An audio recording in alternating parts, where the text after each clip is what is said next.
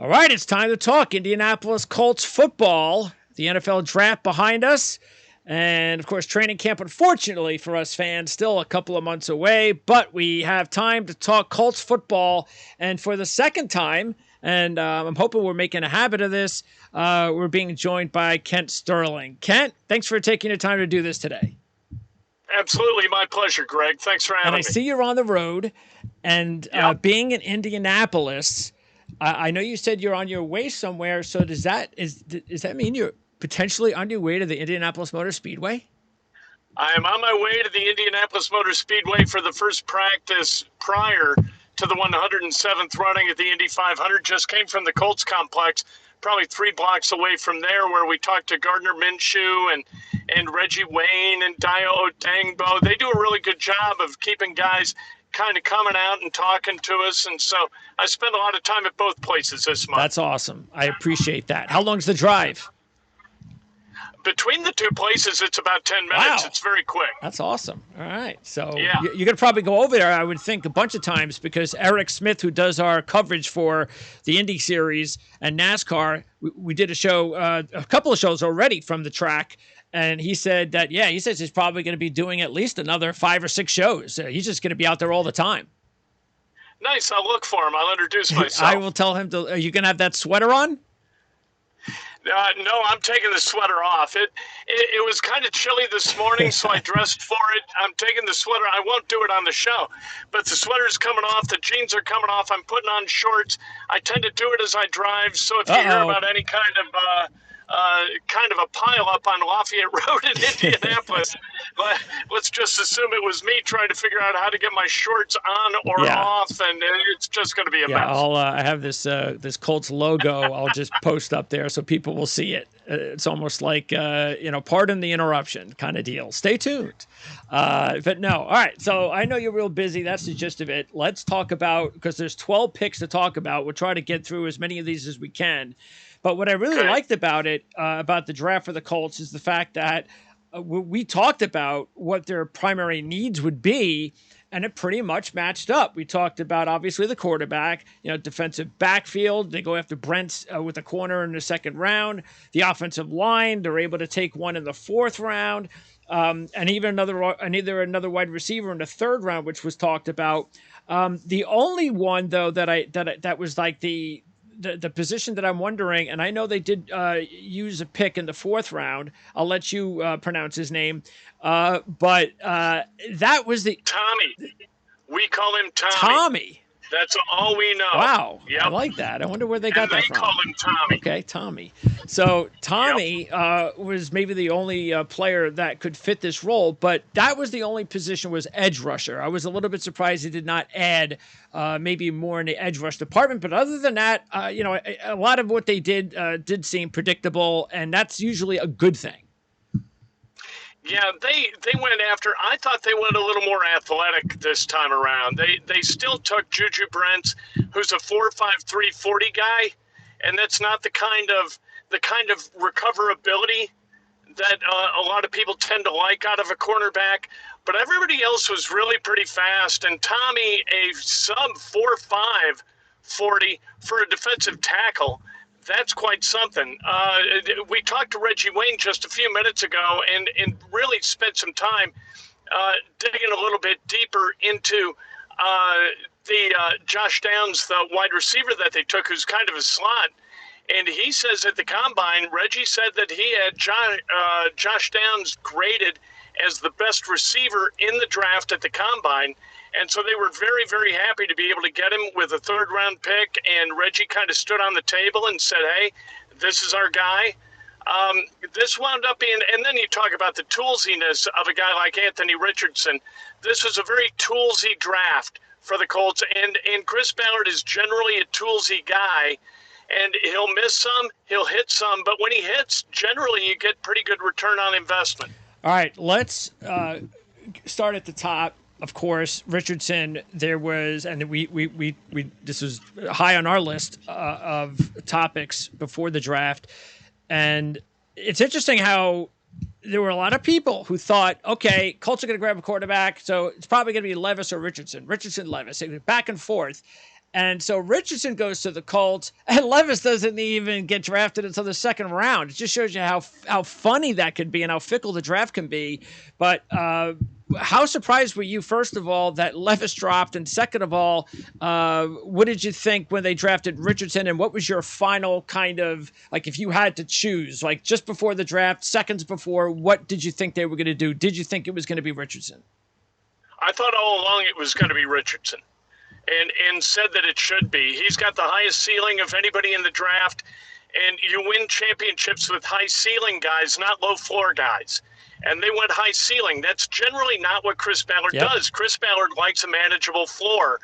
But Anthony Richardson with a high ceiling, Shane Steichen as a guy who kind of mentored Justin Herbert when he was a rookie with the Chargers, and then with Jalen Hurts, has really shown a proclivity to get great play out of a quarterback, a toolsy quarterback, early in the process. And so I think that really, I would be surprised if they didn't make the decision on Richardson before they made the decision on Steichen. I think that they decided that they really wanted Richardson, and that's the reason that they hired Steichen, that they are just a perfect fit together. As for Will Levis, I was not surprised that he dropped. I said the day before the draft, I said if there's one guy who's got the potential, and I'm sorry I was apocryphal, or I'm kind of predictive with this, but I said if there's one guy who kind of smells like somebody who might be in the green room for a long, long time, if not the entire night, it's Will Levis. Good one. You know, Will Levis, he checks all the boxes, but then he's a guy who he's a very brand-aware guy. And I think brand-aware guys who are into social media, they don't necessarily project as people who are going to be first in, last out at the team facility. Okay. And that was high on the list of priorities for the Indianapolis Colts. And gun to head, I would take Richardson every single time over Levis. There's something about Levis that I don't trust necessarily as a franchise face and as a franchise quarterback. And there's something that I really, really like about Anthony Richardson. And so not just the tools, but the personality of the kid. I think he winds up being a very, very good franchise quarterback. And we all know that these quarterbacks, where they get drafted, is so important, and the type of coaching they get. So this is really what's going to make or break Richardson. He could have ended up in a lot worse situations with teams that maybe didn't have the right patience or the right scheme fit. So it looks like he did land exactly where he needed to land. And we talked about it too, especially when you don't have to rush him. You already have a guy in Gardner Minshew that knows the system and could wind up starting for at least half the season, if not more. Yeah, I think they're going to go with Richardson right out of the gate, but okay. I agree with you. Yeah, I would be really surprised. They open at home. They open against Jacksonville. It's a division opponent. Richardson, it's Steichen's job to get him ready for that game. And that's a big deal to get him ready for that game. Yeah. The home crowd at Lucas Oil Stadium, if they trot out Gardner Minshew, like with all the hype that's surrounding Richardson, I don't think it's going to be a pretty moment for the Indianapolis Colts franchise, their ownership or their management. So I think they're going to go with Richardson right out of the gate. I would be stunned if he weren't the starting quarterback on September 10th. Yeah, it just shows you that's the age we live in nowadays. And I think it's just unfair a lot of the time to these quarterbacks. Because Anthony Richardson, I mean, look, if Steichen and these guys can make him ready, and I'm not talking about he has to be some sort of superstar, of course, in week one, but ready to actually go out there and not look like he's overmatched, I would be very impressed, because there's, for the best I've seen from Richardson even, there's so many inconsistencies to his game that in one offseason, in one couple of months and a couple of preseason games, week one, he's out there and he's credibly looking like an NFL quarterback and a guy that could be the man in a few years. That would be tremendous coaching in my mind. Gardner Minshew said it less than an hour ago. They talked to him. One of the questions he was asked, was assimilating as a rookie, because he played quite a bit as a rookie for the Jaguars. And what he had to say was that you learn from playing. Sure. You don't learn carrying a clipboard. You learn from mistakes, and you don't make mistakes when you're on the sideline. So it sounded, and Steichen has said the same thing, and Chris Ballard has said the same thing. So that, to me, points in the direction of, them being pot committed to Anthony Richardson being the starting quarterback for the opener. And again, if that happens, I think that's great. That means they're headed in the right direction. And like I said, I'd be very impressed. With that second pick, the second rounder. So Brent's, you just mentioned him before. Matter of fact, we didn't get, that was the one position, unfortunately, we didn't have a whole lot of time to talk about on our last interview. But a matter of fact, and I'm going to reference a couple of the comments from our last video. David McCaw, who was a viewer, talked about that we didn't mention cornerback, but he said with the loss of Gilmore, they have to replace it in the draft or free agency. The draft has good corners this year, so I see a situation where the Colts trade back and pick up an extra second to get a DB. Well, they didn't have to. They actually just landed there with their second round pick and took Brent, so I think David was in the right kind of zone. But what did you think about Brent and how he fits in with this secondary? I was really kind of surprised that Brent was the guy. He's kind of a local favorite because he went to Warren Central High School right here in Indianapolis, and always dreamed of playing with the Colts. The thing that just kind of doesn't fit is that I don't know. I know he's taller. I know he's quicker, but he feels a little bit like Rock Ya-Sin Jr. Rock Ya-Sin ran a 4.5 plus 40 in the combine, and Juju Brents did also.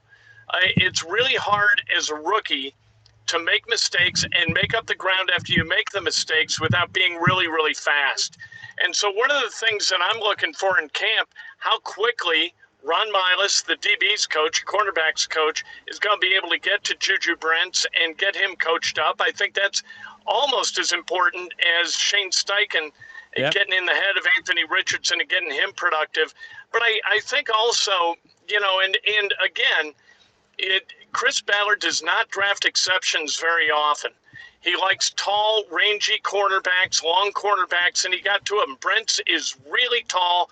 He is really long, and so is Darius Rush.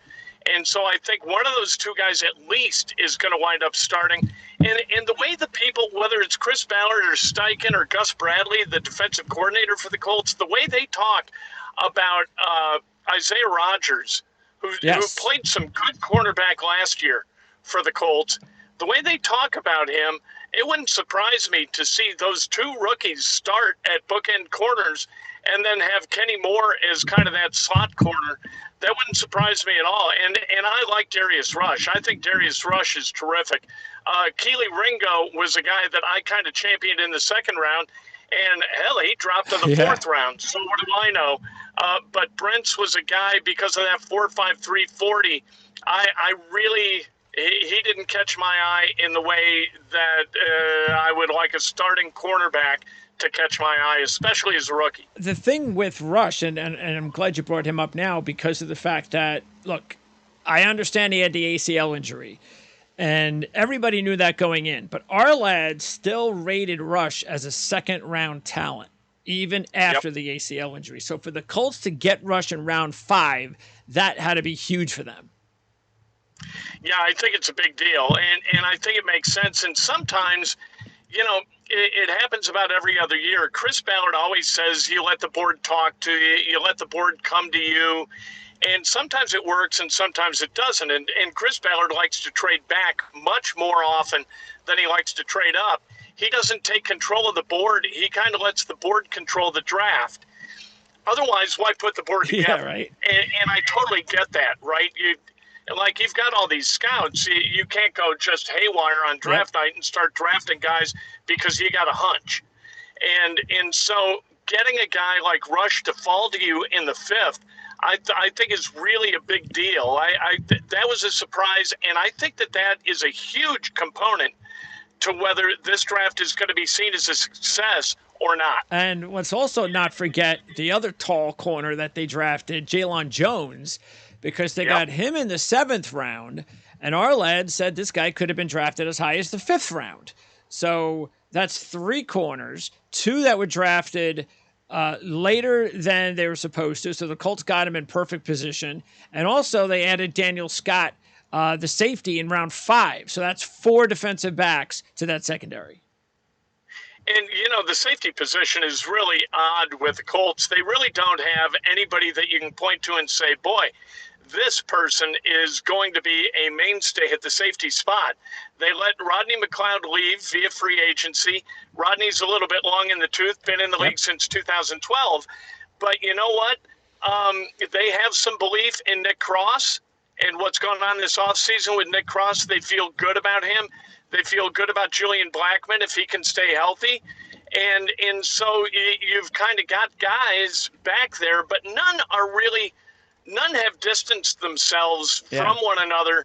And it's similar at the tight end spot for the Colts. They've got 5 guys in that room, and who do you start? I have absolutely no idea, and the same exists at safety. Yeah, because you mentioned the tight end position. I mean, I talked with Dave Syvertson, the Ourlads lead scout at Ourlads, several times about what the Colts were going to do in the draft. And I said, I wouldn't be surprised if early on that they went ahead and actually took a tight end. It's a deep tight end class. And maybe they could get a guy like Washington if he was available. He actually was a little bit later than I thought. But apparently the Colts decided they were okay until picking up Will Mallory in the 5th. But like you said, it kind of looks like the same kind. I mean, Kylan Granson and Jelani Woods, he appears to me to be the guy with the biggest upside. The question is, after a year being a rookie, and it's very tough to be a rookie at tight end in the NFL, as you know, will he have the breakout they're looking for? Oh, well, we lost Kent. And hopefully, are you there, Kent? Did we get you back? No Kent so far. Uh-oh. I hope Kent didn't have that accident. Well, he's driving, so you have to give Kent the benefit of the doubt. He's running through a bad patch. Let's see here. I'm going to disconnect with Kent so he can call back on a better line. Anyway, so what I was talking about, of course, is Mallory, who was taken in round 5. I'm not personally. I've seen a lot of Mallory. I used to cover the Miami Hurricanes about a year and a half ago, and the one thing you do have to say about Miami is that they put out a lot of talented tight ends. Unfortunately, the last couple of guys, Brevin Jordan and Will Mallory, did not grow into the really premier tight ends that they've had down at the U. But that doesn't mean that he is bereft of talent. He does have it. He's basically just going to give you, a receiver's tight end. And here comes Kent's back. Kent, are you okay? You did not crash, I hope. Yeah, I'm okay. The iPhone overheated.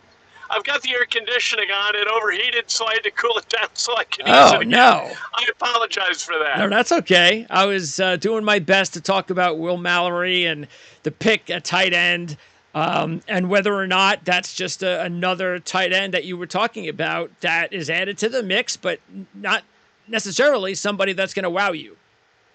Yeah, well, you know what? Jack Doyle was kind of that guy, too, for the Colts. And so Jack Doyle is sort of that missing piece. And they really felt this year that they missed Jack Doyle a lot.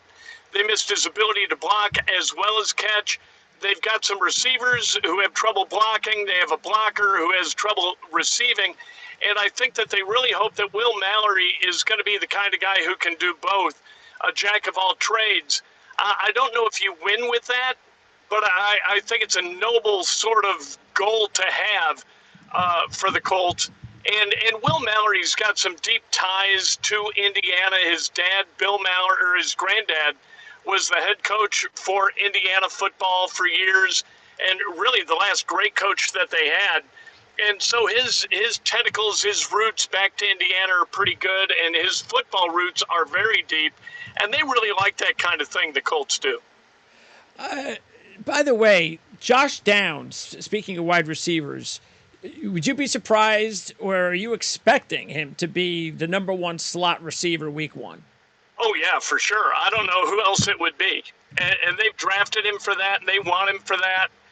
And so that I would be stunned if he weren't that. He caught 195 balls his last 2 years at UNC. Reggie Wayne loves him, said that he was the highest rated guy on his board, the highest rated receiver at the combine. So he absolutely loves him. And it's just a matter of Reggie kind of doing for Josh Downs as Shane Steichen's trying to do for Anthony Richardson. Just, feed him with a fire hose and get him ready to play. Speaking of skill position players, Evan Hull, did that pick surprise you, considering how much they run Taylor and Zach Moss did a good job, or is he sort of like the long-term number two answer? Maybe they're just not sold that Moss is going to be around much longer. I liked Hull. I thought he was a nice, blue-collar type kid at Northwestern. It doesn't wow you, but he just seems to get the job done and probably have a nice role in the NFL. And why did the Colts draft him in the fifth round? Do they have a specific role for him? I think so. I think he winds up being the guy with Downs where they run crossers and they spring one of them. The Eagles like to do that. We've seen the Chargers have great success with that. That's kind of the tree for Steichen. And Hull is a good receiver at Northwestern. He was a guy who ran a sub 540. And so while I don't think he's not gonna be a Jonathan Taylor type guy, because how many are? Yeah. But I think he's going to be a guy that they rely on as a receiver out of the backfield and is a good change of pace for Taylor once in a while. And I really like Zach Moss is a nice running back. He's a nice backup. But is he going to be the guy who kind of carries that position? That's a good question. I think Hull does give him a little, and Hull is a really smart kid. Yep. So they like that a lot, and his ability to catch a ball out of the backfield and do what he is supposed to do, that's a big deal for this team. Before we wrap up, a couple more questions. Offensive line, Freeland in the fourth round, Witt in the seventh round. That was another big deal as far as what the Colts were going to do with their offensive line. I was a little bit surprised that they didn't add, if they were going to add, that they didn't add an interior player. But anyway, what did you think about the two guys they did add, and what did the Colts like about these guys, especially Freeland? Freeland is another guy with a deep athletic background. His dad played football at BYU. His mom, I think, was a basketball player at BYU. He is a freakish athlete who kind of shows the traits of both of his parents. He's a smart kid who can he can do the things that they need him to do to be on the field. And I really think one thing that Ballard has shown kind of a talent for, like they took Braden Smith as a guard. They thought he was going to be a guard in the NFL. They learned during his first camp, and just a little bit beyond that he was a tackle. They'll move people inside and out. They won't be afraid to move Braden Smith back to the guard position. I don't think that they would be afraid to move Bernard Ryman to guard if Freeland shows himself to be an equal at the left tackle position. So I think they're going to kind of mix and match and try to find the best five in the best five places for those five to protect Richardson and open holes for Taylor. But it wouldn't surprise me to see a little bit of musical chairs along that offensive line. And Witt was more of just a developmental, we're going to take a flyer on this guy and see if we got something in a couple of years. Yeah, in the seventh round, they draft traits. And so Witt had the traits that they were looking for and the behavior that they were looking for. Another guy they found in the seventh round a few years ago was Zaire Franklin, who's a really good leader and a terrific dude. And a guy that kind of responds to his teammates. And I think they're hoping that they can kind of catch lightning in a bottle again with Witt. Ballard loves those second round picks because they're all upside for him. and he's hailed as a good late-round drafter. I don't think he wins championships with guys you take in the later rounds necessarily, but he's good at filling out the roster with those guys, and I think Witt is certainly going to be among them. All right, and then we wrap up with those two players on defense, one of them being Tommy and the other one being Titus Leo, an FCS player who actually was the main edge player they added in the draft. So and by the way, the kid from Northwestern, Tommy, Dave Syvertson from our lads really likes the kid. He actually has him at the top of his list for sleepers to keep an eye on. He thought that that was the type of player that he thought could have gone as early as the second round. You know, Tommy's one of those guys, if you watch a tape, he plays every snap from the snap to the very last vestige of the whistle sounding. Yep. You know, he is sprinting all over the field. He didn't make a whole ton of plays when he was at Northwestern, but he's a guy with traits athletic enough where you think, you know what, with the right coaching and in the right scheme, this is a guy who can really help us. And they've done this before. They did it with Grover Stewart. Grover Stewart is not nearly as fast as Tommy is, but Grover Stewart's a guy, and this also applies to Leo a little bit, that you can find these. Grover came out of Albany State, of all places, down in southwestern Georgia. Yeah. And he's been a borderline all-pro type player at defensive tackle. That's what Ballard does. Ballard isn't afraid. Like, what they do, they grind. I mean, this is the grindingest front office that I've ever been around by a factor of 30. They grind through everybody. They find guys all over the place. If you can play football, this group is going to find you, and then they're going to draft you, and they're going to give you the resources you need to be as good as you can be. Sometimes they hit, sometimes they miss. They've missed more than they've hit, and that's why Chris Ballard is 45, 52, and 1. That's why the Colts, in 6 seasons with him as a GM, haven't hosted a playoff game. That's why they've won 1 playoff game.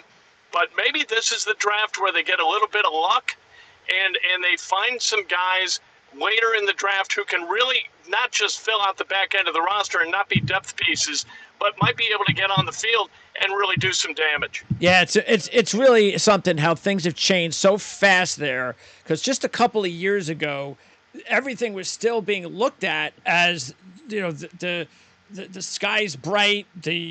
Ballard's done a great job. This is a franchise, you know, headed in the right direction, because we all know what happened when he took over the program, and he did a great job transforming it. And they were on the verge, and everything was looking like they're an offseason away from being a Super Bowl contender. And then those 2 years, things have just kind of all fell apart in a way. And that would leave Chris Ballard in a situation. Do you believe that his leash is short? Where would you put the percentage that he'll still be drafting next year if the team does not make the postseason? 98. Wow. I think that he's got the cover of Anthony Richardson as a rookie. Got it. I think that that's significant. I think that what Jim Irsay really wants is he wants to be able to sell hope somehow, some way. Whether they win or not, you've got to be able to sell hope, because you got to be able to sell tickets, and you got to be able to sell swag. And at his roots, Jim Irsay is a businessman. And next year, for 2024, you're going to be able to sell hope, because there's going to be enough really, really good stuff from Anthony Richardson that they're going to say, look at what this guy did as a rookie. If we can eliminate half of his mistakes going into year 2, we're going to have a hell of a football team. And that they can say without local or national media beating them up about it.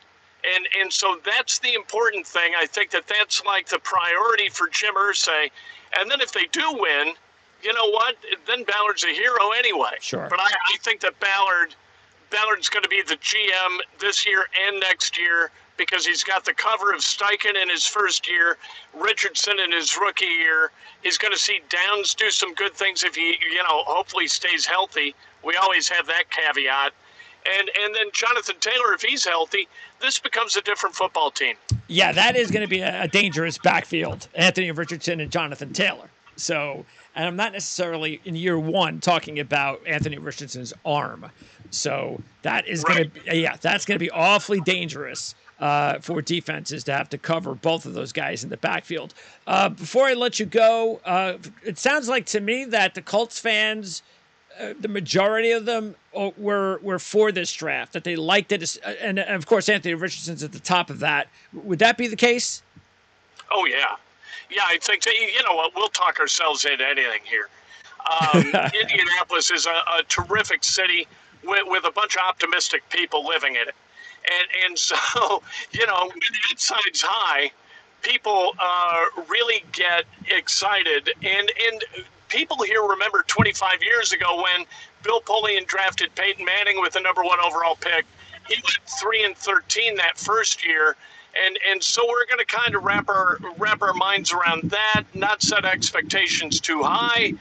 And this is a very likable guy. Like, Anthony Richardson is a really good dude. He's not trying to impress anybody in the media. He just walks in as himself. He is wired correctly for the long haul, and he's wired correctly for this city. And I think that that's really going to benefit him. It's going to benefit the Colts. And in the end, I think it's going to benefit the fans who were worn out by Frank Reich. They were worn out by quarterback after quarterback who had his better days previously. Yep. And so now you've got a future that's bright. You've got a quarterback who's a young guy who's not going to, yammer his way into submission. And, it's just turning the page on Frank Reich, turning the page on the veteran quarterbacks. Great. Drafting a kid like Anthony Richardson just kind of magnifies the intelligence of those two moves. And are there any undrafted free agents that we should keep an eye on that you've heard good things about at this point in time? The Colts always keep one of them. Okay. And I got to tell you the truth, there is one. And he played at Cathedral High School here in Indianapolis, and I'm spacing his name. What position? Pardon? What position? He's a defensive tackle. Caleb Sampson? Jamal Woods? No. Okay. Golly. Yeah, those are the two guys I have on the R-Lads depth charts for undrafted free agents. I have Sampson and Woods at tackle. And I've got Liam Anderson, Donovan Mutin at linebacker. I got Aaron Maddox and Cole Coleman in defensive backfield. I got Darius Higgins at running back. And then we got some receivers. So I also I've got that kid, that Alabama offensive lineman. Him. Oh, the kid. The offensive lineman, he's the guard. Ekior. Right. Yes. Yes. That's him. Okay. Ekior is, and I'm sorry I got the position and the name wrong, but Emil Ekior, he played at Cathedral. He went to Alabama. He started like 40 games. He was a good guard. He fell out of the draft for some reason. I thought he'd be a good guy to be able to go get in the 6th round. He might be a guy who winds up starting at right guard if they don't shuffle the chairs a little bit. He might start in place of Will Fries. In fact, it's so silly. I can't believe I forgot him. I've interviewed him. Well, I should have thought of that as well, because we talked about that. We zeroed in at that because we said, and I know we talked about it, that right guard spot was, and I mentioned just to you a few minutes ago how they didn't seem to pick up somebody, but they did. They signed him after the draft. And seems like a guy, again, very well put together, is kind of a Colts guy. And really, Greg, one of the things about the Colts, and this grates on people locally a little bit because it comes up a lot within the media, they draft nothing but really good guys. They are good interviews. Nobody gets in trouble in town, ever. You would never have a John Morant situation with the Indianapolis Colts, ever. They're out and about. They go to concerts locally. Nobody bugs them. This is the perfect place to be famous because it really doesn't affect how they're treated in the community. That's great. And it's a fun locker room to be in. It's good to talk to these guys. And Emil Ekior is just in lockstep with that kind of characteristic. Yeah, and now all the team has to do is start winning, and that'll make everything that Chris Yeah, Ballard is doing yeah. look like gold. This isn't a family Thanksgiving dinner where your comportment is graded and counts on your record. You Yeah. know, this is football, and you better go about beating the hell out of somebody and executing better than your opponent. And the Colts haven't been very good at that, at least not last year. Last question, Kent. If there was one position or one situation at the Colts or you think that they're still a little bit worried about that they just couldn't take care of this offseason, but they're going to have to take care of it next offseason, what position would that be? You know, I think it's safety. Oh, Like, wow. I never put safety as a big priority because you can usually go get somebody off the street like a Rodney McLeod or back in the day a Mike Adams or a Quentin Michael. Those were kind of older guys you could kind of plug and play and get good work out of. So I never really worry about it too much, but they have not had a dynamic safety in that backfield, unless you count Antoine Bethea, since Bob Sanders. And I would like to see some safety play here that changes the outcome of games. And we haven't seen it in a long time, but I think that's where they are really bereft of excellence. All right, well, that's hopefully Nick Cross or Daniel Scott, especially Cross. Hopefully Cross can be that guy so they won't have to worry about it next offseason. So that's his job. That's why he was drafted, and we'll see if it works out. Kent, again, I appreciate it. I'll let Eric know to look out for you. I'm not sure how many people are there, but I'm sure people are walking all over the place. I'm sure, knowing Indianapolis fans, I'm sure it's pretty crowded there, even just for practice. So, and we'll look to have you on the show again, definitely at some point, maybe even right around training camp. I appreciate it, Greg. Thanks. Thanks, Kent.